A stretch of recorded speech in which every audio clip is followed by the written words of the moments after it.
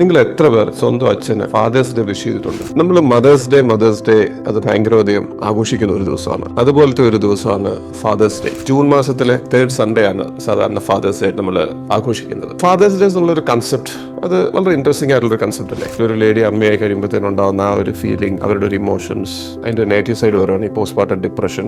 പക്ഷേ അതേപോലെ തന്നെ ഇമ്പോർട്ടൻ്റ് അല്ലേ, ഒരു കുട്ടി ജനിക്കുമ്പോൾ ഒരു അമ്മ ജനിക്കുന്നതിന്റെ ഒപ്പം തന്നെ ഒരു അച്ഛനും കൂടി ജനിക്കുകയാണ്. അൺഫോർച്ചുനേറ്റ്ലി നമ്മൾ എത്ര കണ്ട് ഡിസ്കസ് ചെയ്യപ്പെടുന്നുണ്ട്. I think in my eyes it is little low. പുള്ളി പ്രസവിക്കുന്നില്ല, പക്ഷേ പുള്ളിക്കാരൻ ഇവോൾവ് ചെയ്യുന്ന ഒരു ഫേസ് ഉണ്ട്. ആ പുള്ളിക്കാരൻ്റെ ഭാര്യ പ്രഗ്നന്റ് ആയി കഴിയുമ്പം ആ ഡെലിവറിയുടെ സമയത്ത് പ്രസവവേദന തീർച്ചയായിട്ടും ബുദ്ധിമുട്ടുള്ള സമയമാണ്. പക്ഷേ അതേപോലെ തന്നെ മനസ്സിൽ അഗനിയോടെ നിൽക്കുന്ന ലേബർ റൂമിന്റെ പുറത്ത് നിൽക്കുന്ന ഒരു മനുഷ്യനുണ്ട്. ആ കുട്ടി ജനിച്ചു കഴിയുമ്പോഴത്തേന് അല്ലെങ്കിൽ ആ പ്രസവിച്ച് കഴിയുമ്പോഴത്തേന് ആ കൊച്ചിനെ ഫസ്റ്റ് ഹാൻഡിൽ കയ്യിൽ വാങ്ങിക്കുന്ന ആ ഒരു moment, as a father I always cherish that moment. ഇപ്പം നമ്മൾ ഈ പോസ്റ്റ്മോർട്ടം ഡിപ്രഷനെ പറ്റി പലതരം പറയുന്നു. ഈ പോസ്റ്റ്മോർട്ടം ഡിപ്രഷൻ പറഞ്ഞ ഫേസിലൂടെ ആ ലേഡി പോകുമ്പോൾ പലപ്പോഴും നമ്മൾ കാണുന്നത് എന്താ, ആ ലേഡി ഒരു പുതുമയുള്ള ഫേസിൽ കൂടെ പോവുകയാണ്. ആ ഫേസിനെ അക്സെപ്റ്റ് ചെയ്യാനും അഡാപ്റ്റ് ചെയ്യാനും ആ ലേഡിക്ക് കുറച്ച് സമയം വേണം. ഇൻലോസിന്റെയും മദേഴ്സിന്റെയും കുട്ടിയെ നോക്കുന്നില്ല എന്നുള്ള ശകാര ലേഡീസ് കേൾക്കുന്നുണ്ട്. That's also reality. പക്ഷേ ഇതിന്റെ രണ്ടിന്റെ ഇടയിൽ നിസ്സഹായനായി നിൽക്കുന്ന ഒരു വ്യക്തിയുണ്ട്, ആ ലേഡിയുടെ ഭർത്താവ് അല്ലെങ്കിൽ ആ കുട്ടിയുടെ അച്ഛൻ. ഒരു ഫാദർ എന്നുള്ള ഒരു ലെവലിലോട്ട് ഒരു പുരുഷൻ ഉയർന്നു കഴിയുമ്പോൾ